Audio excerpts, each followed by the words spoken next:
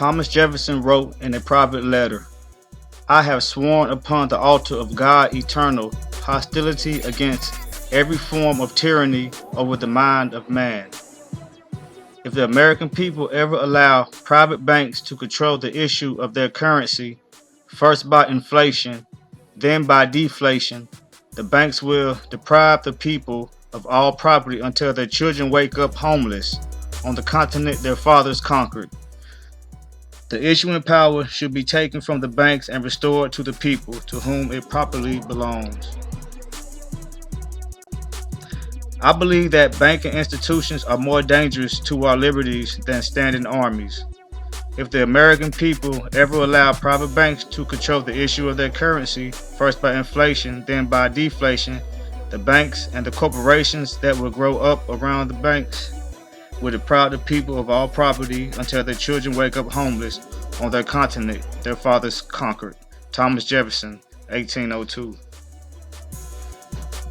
Andrew Jackson was against the Federal Reserve, and he made it clear that he would not succumb to their evil plot to take over the United States.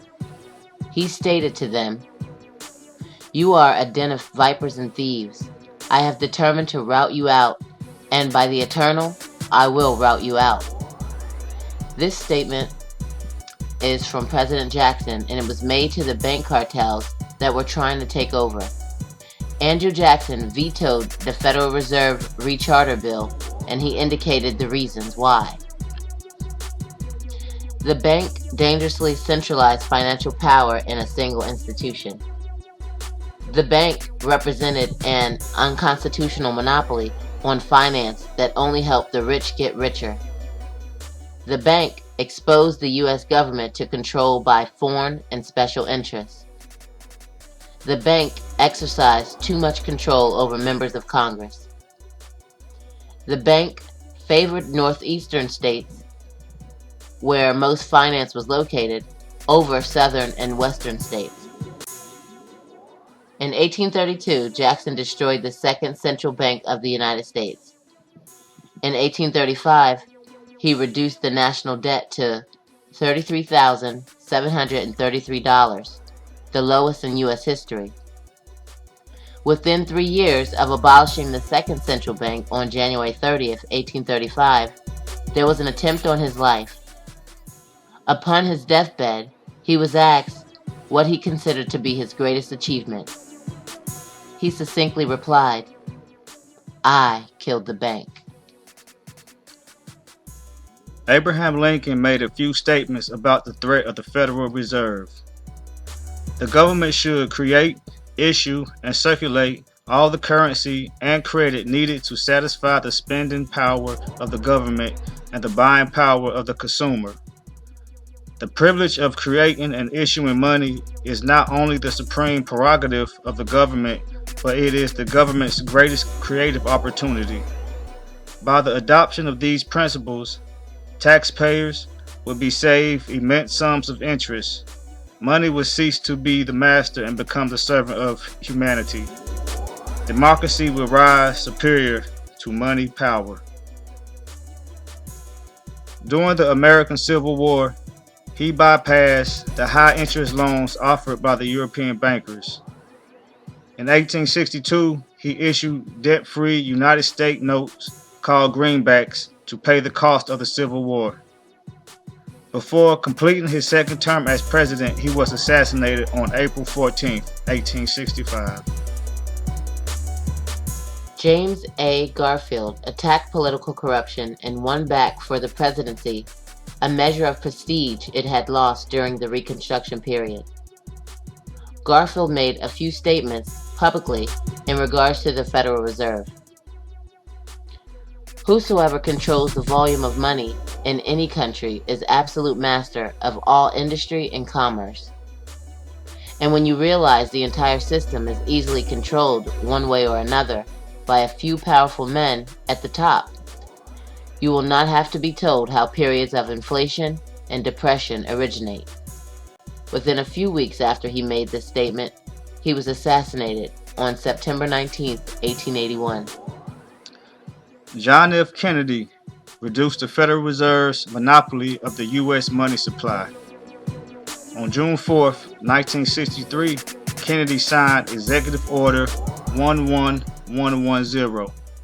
This granted U.S. notes backed by silver reserves to be issued by the United States Treasury.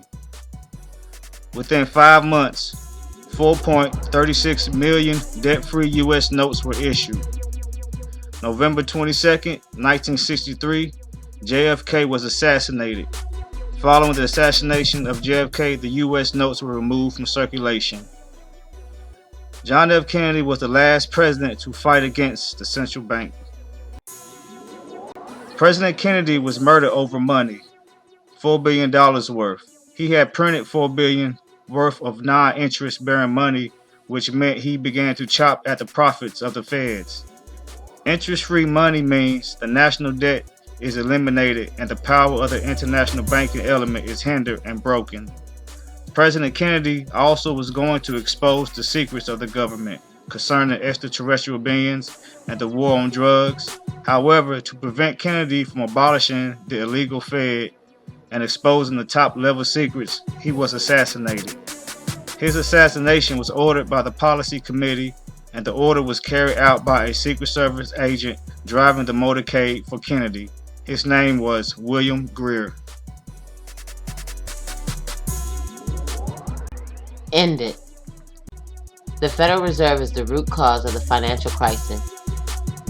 If we would do away with the Fed, it will allow people to save more and become more prudent with their finances because free market forces would set interest rates, limiting the amount of credit in the economy. I believe that banking institutions are more dangerous to our liberties than standing armies. Already they have raised up a money aristocracy that has set the government at defiance. The issuing power of money should be taken away from the banks and restored to the people to whom it properly belongs. Thomas Jefferson, U.S. President. G. Edward Griffin, author of The Creature from Jekyll Island, mentioned several different reasons why the Federal Reserve should be abolished, and they are: the Federal Reserve is incapable of accomplishing its stated objectives. It is a cartel operating against the public interest. It's the supreme instrument of usury. It generates our most unfair tax. It encourages war, and it destabilizes the economy. The final thought. The Fed is the mafia running our finances, bullying us to pay this and that. If we don't pay that, they come and get you. It's so ridiculous. We pay income taxes and we get taxed all year round. Shouldn't they already know how much we made for the year? Don't they keep track of all our financial records? There is no law, I repeat, there is no law stating we have to pay income taxes. Not to mention, the money isn't even worth the cotton it is made of. They totally took our secure money and gambled it away.